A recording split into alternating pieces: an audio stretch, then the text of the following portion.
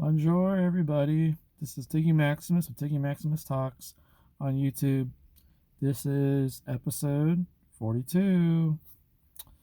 Happy Friday, guys. I want to go on here pretty quickly. Um, I would say coming to the end of 2022 and starting off with 2023 has been a great end and a great start. And I want to say a lot of great action. And I got to go to see the Chargers beat the Rams at SoFi Stadium, 31-10. It was an ass whooping. I did get to sit in the front row of section 550, and I got to sit with some Rams fans. They were pretty cool though. Although one of the Rams fans, one of the guys in the group, said the words, "This is still our house." I gotta admit, it was the most depressing tone I've heard from someone saying this is our house, especially in terms of football or any sport. So it might be true, it might be their house, but we're winning games in the stadium and trying to win the fans over. Honestly, it was 75-25 Charger fans at SoFi Stadium to Rams fans. First time ever, I actually got to walk through Thunder Alley. It's in the pink lot. That might be the only lot at SoFi Stadium where you can actually tailgate. It was pretty fun. Saw a lot of festive moods and some great music, great food, hot dogs and tacos and everything in between. It was a fun experience. I can't wait to go to another Chargers game.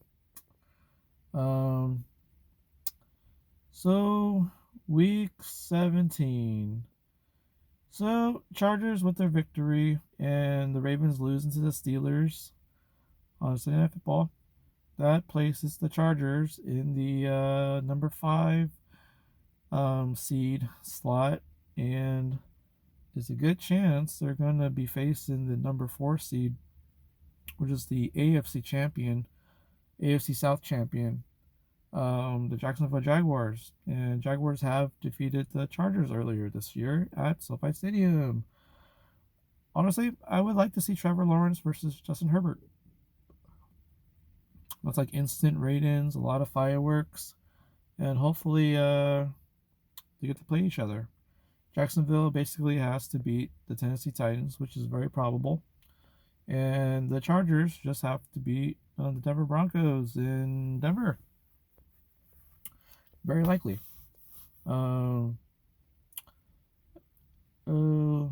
Let's see. The 49ers actually did.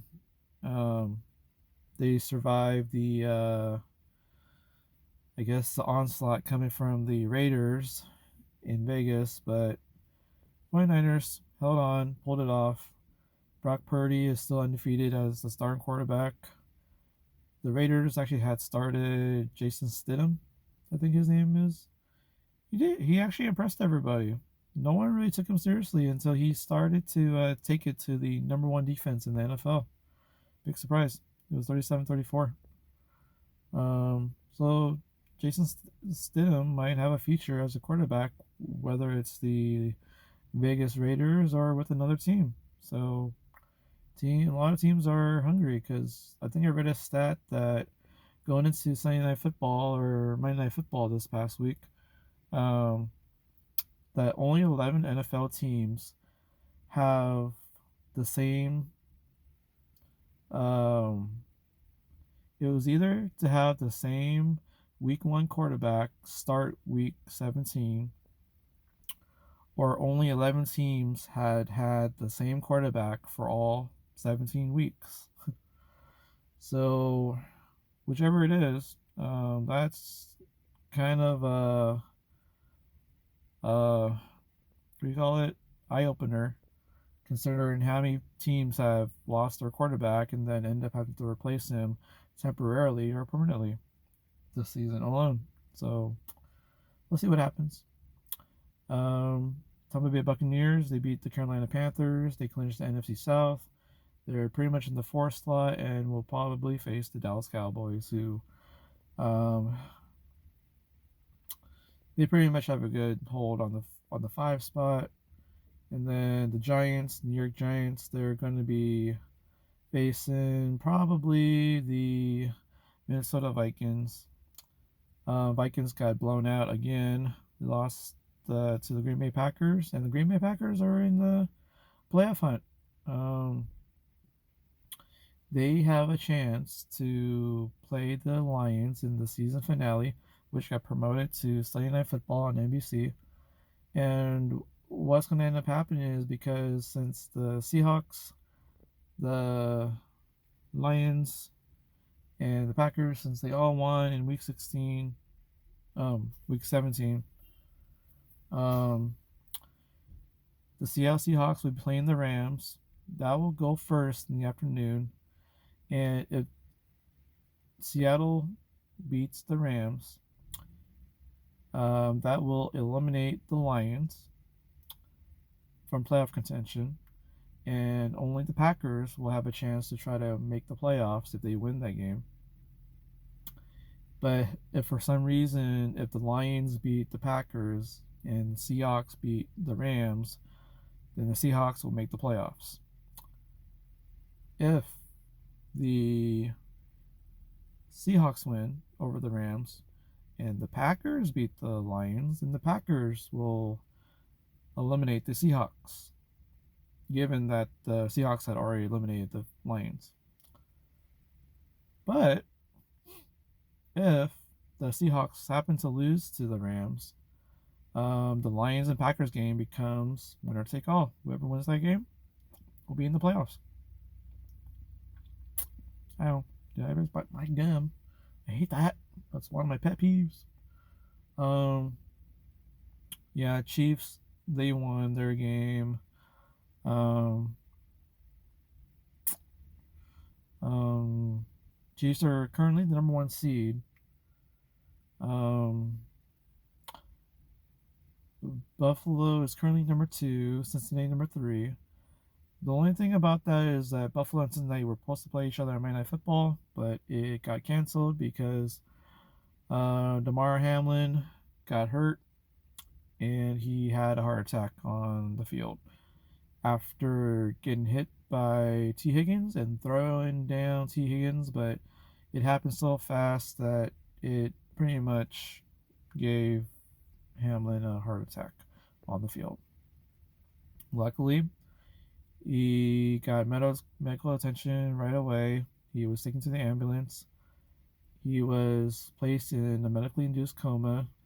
I guess he was on life support. He had a tube in down his throat to help him breathe. He did find a pulse. That's good.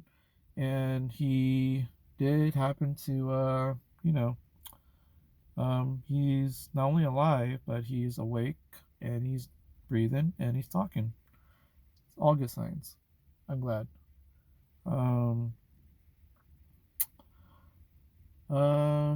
That was scary though, honestly, because apparently the hit from Higgins happened with such impact that it not only that impact happened, but that impact happened during the middle of, I guess it was middle of a heartbeat cycle.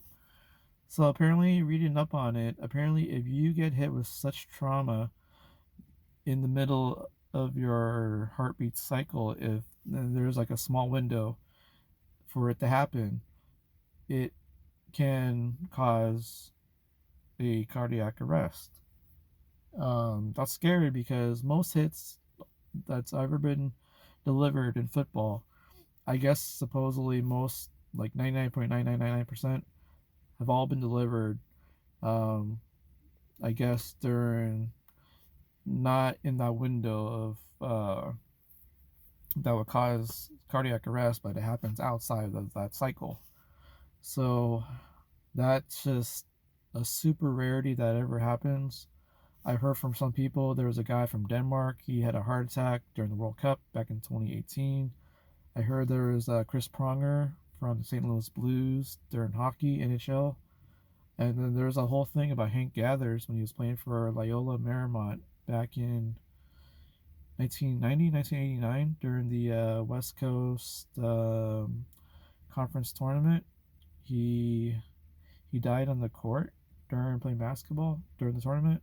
So that team actually dedicated the rest of the season, and they made it to the final four, Elite Eight. So that's something. Um, but yeah, um, it was a good decision that the NFL, the Bills and Bengals, and everyone involved decided it was probably best not to play that game. So now there's a scenario where, because the game got canceled, it does cause an imbalance of teams playing one different regular season games. So because everybody will be playing 17, but only the Bills and Bengals will be only playing 16. So they decided that should the two teams make it to the AFC Championship game, that if the two teams would have been the number one seed had they both played a full 17 game season, they decided to make it a neutral game site. Um, if otherwise, if they were not going to be a doubt that for the two teams to make it to the AFC Championship, that both were not going to be, they both could not have been the number one seed. Only one of them probably could, but the other team couldn't. Then they would just play it like regular, home field to the better team with the better record. There's a scenario where if for some reason Baltimore does beat Cincinnati this Sunday and win um, it causes a coin flip if they were to meet each other in the wild card round.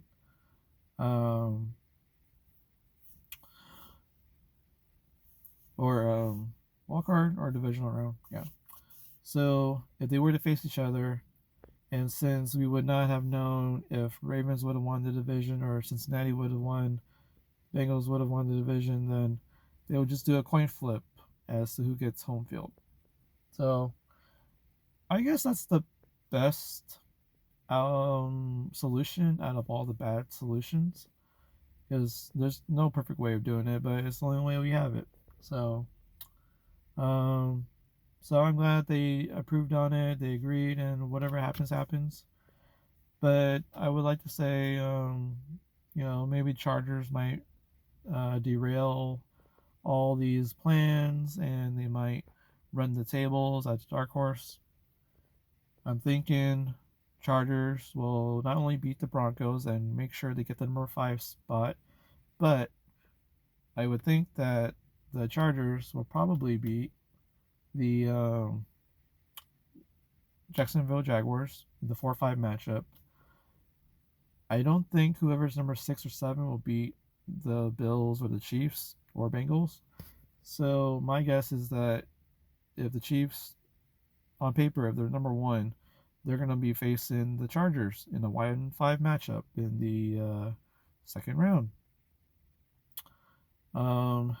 If that's the case, I have a good feeling that the Chargers might beat the Chiefs in Kansas City.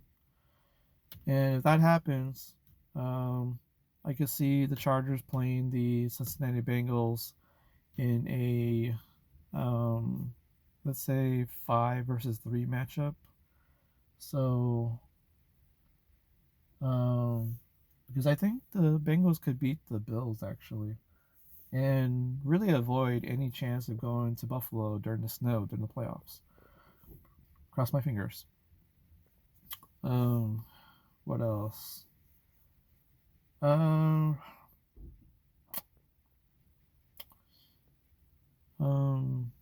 yeah. That was interesting to see.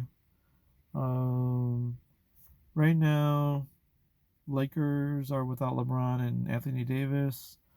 Lakers just beat the Miami Heat without those players, which is a gutsy effort. I like that. Tonight, the Lakers are going to be facing the Atlanta Hawks. The Lakers actually beat the Hawks last week or something, so I'm kind of excited for that. Um, LA Kings, um, they're doing all right. They're in the top two, top three of their Pacific Division. Um, Although they did just lose to the Boston Bruins, but Boston Bruins were like one of the top four teams in the NHL. And the fact that they actually beat Boston in Boston was a big feat in itself. So, but I would have figured Boston would want to pay us back. So, um, yeah, I did go to this place in LA when I first got into LA because I wanted to drive up um, the day before the big game at SoFi Stadium. I just happened to be at um, uh, Shin, I guess it's called Shin Sen Gumi, or it's SSG. That was in Torrance. Um, it happened to be the fact that I actually showed up to the hotel 1 hour early. I didn't realize that, so they weren't ready for me. So I had an hour to kill. So what I do, I went to uh, Shen Sen Gumi, or SSG. Got some deluxe combo, which had some fried fish ball, I think, and then it did have steak. It had like fried chicken, and then I I ended up eating chicken liver apparently. It didn't taste that great, but I was able to eat it. But I should have read it closely. That liver was part of the deluxe combo. But but hey, it was a decent experience. I give the place like a 8.5 out of 10. I'm glad I went. Um, I also had the miso soup. It was pretty good. Um, I did have something basically was called calamari legs. So it was it was all right. I would say 8 out of 10 overall at SSG. Um, I would say overall my experience was probably an 8.5 out of 10. So I would recommend it. Good staff. I also went to Fat Sal's. Got the Fat Texas along with my Philly cheese fries without go light on the cheese. Also got a shake with strawberry ice cream, um, New York cheesecake, and graham cracker crumbles. Um, Food was 8.6 out of 10. The only thing that I could say negative about is the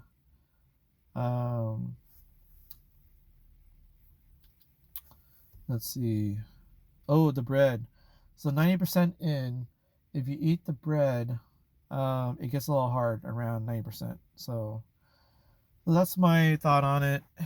Um, so yeah, if you guys ever go up to LA, go ahead and try to find things out and have